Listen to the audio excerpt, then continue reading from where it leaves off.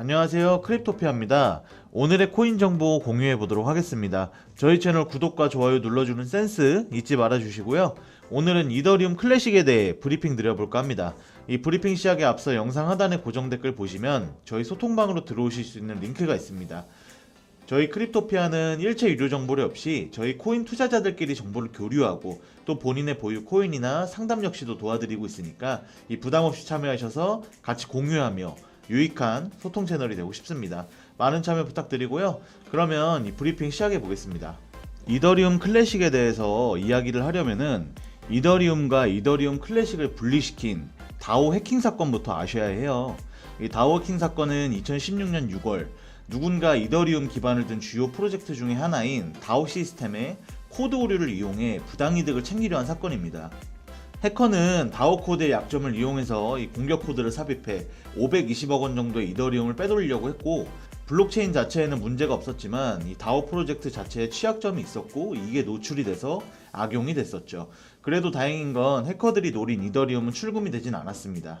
하지만 이제 해킹이 발생했다는 사실 하나만으로 이더리움 생태계에 큰 충격이 올 수밖에 없었고, 당시 이더리움의 시세가 21달러에서 13달러까지 하락을 했었습니다.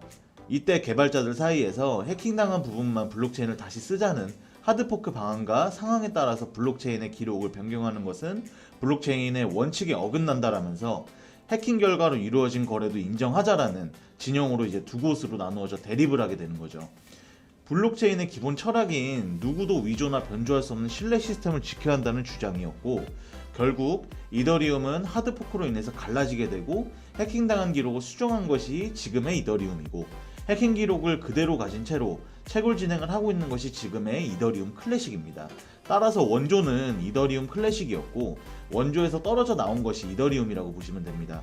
원래는 하나의 코인이었던 이 두 가지는 다오 해킹 사건 이후 서로 독립적으로 발전하기 시작하면서 지금은 전혀 다른 형태로 진화하고 있죠. 간단하게 개념 정리 후에 이더리움 클래식 소식으로 가보자면은, 세계 최대 암호화폐 자산운용사 그레이스케일의 포트폴리오를 보면 여러가지 코인이 있지만 이 비트코인과 이더리움을 제외하고 가장 큰 규모의 돈이 이더리움 클래식에 들어가 있습니다. 최근 들어서는 이 그레이스케일의 포트폴리오를 따라서 투자를 하는 게 그렇게 훌륭한 투자 방식은 아니다, 시대가 좀 올드한 것이다, 이런 지적도 존재했지만 암호화폐 업계의 거물이 상당한 관심을 갖고 있는 점이 무시할 만한 점은 아닌 것 같다고 저는 좀 개인적으로 생각을 하고 있습니다. 과거 차트를 보면 2021년 3월 정도에 13,000원 수준에서 거래가 됐었는데 이게 5월에 접어들면서 보이시죠? 5월에 접어들면서 시세가 엄청난 폭등을 보여줬고 순간 20만원까지 급등을 했었습니다. 1400%의 폭등을 보여준 거죠. 2021년 7월에 가스비를 절감하는 것을 핵심으로 하는 이 매그니트 하드포크를 앞둔 상황이어서 업그레이드 이슈와 시장의 호조세가 맞물렸고 이 시세 폭등이 이루어졌다고 생각됐습니다. 사실 이더리움 클래식의 진짜 저력은 이런 단기적인 업그레이드 호재에 있는 것이 아니라 2018년 6월에 발행된 그레이스케일의 이더리움 클래식 리포트를 통해서 진짜 저력이 어떤 것인지 확인할 수가 있는데, 키워드는 바로 사물 인터넷 IoT입니다.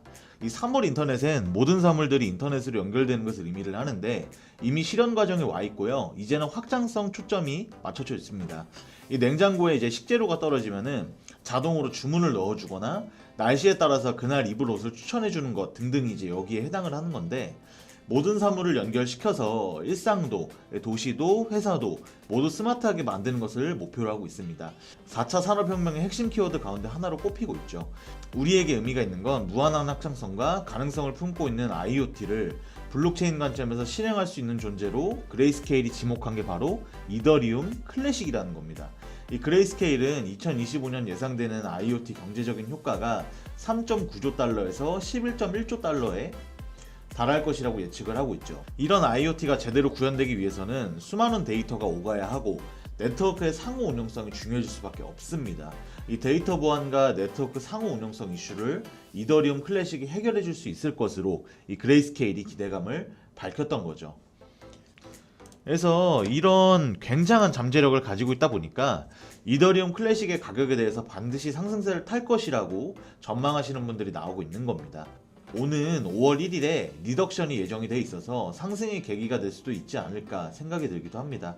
최근 이더리움 클래식이 이제 꿈틀거리는 것이 이더리움 지분증명으로의 전환을 순조롭게 진행하고 있다는 소식이 전해지면서 이더리움 채굴자들이 이더리움 클래식 채굴로 옮겨올 것이다. 그래서 채굴이 더 활성화되고 더 힘들어질 것이다. 이런 기대감이 생기기도 합니다. 여기에 이제 5월 1일 기준으로 블록당 3.2개에서 2.56개로 감소한다는 것이 리덕션이 이루어진다는 것이 더해지면서 시세에 영향을 주는 것으로 바라볼 수가 있겠습니다. 굉장히 의미 있는 호재거리들을 앞두고 있기 때문에 홀더분들에게는 일부 좋은 소식이 될 수 있고 신규 매수자분들에게 적절한 진입 타이밍이 될 수도 있겠습니다. 다만 항상 이제 변수가 존재하는 시장이기 때문에 당연히 이제 분산하며 접근하는 것을 추천드리고요. 오늘 영상 도움 되셨으면 좋겠습니다. 그럼 여기까지 해서 이더리움 클래식 브리핑은 마무리하도록 하겠고요. 마지막으로 저희 크립토피아 이 영상 하단에 고정 댓글에 보시면 저희 소통방으로 들어오실 수 있는 링크가 있습니다. 저희 크립토피아는 일체 유료 정보료 없이 저희 코인 투자자들끼리 정보를 교류하고 또 본인의 보유 코인이나 상담 역시 도와드리고 있으니까 이 부담 없이 참여하셔서 같이 공유하며 유익한 소통 채널이 되고 싶습니다. 많은 참여 부탁드리고요. 늘 감사합니다. 이상 크립토피아였습니다.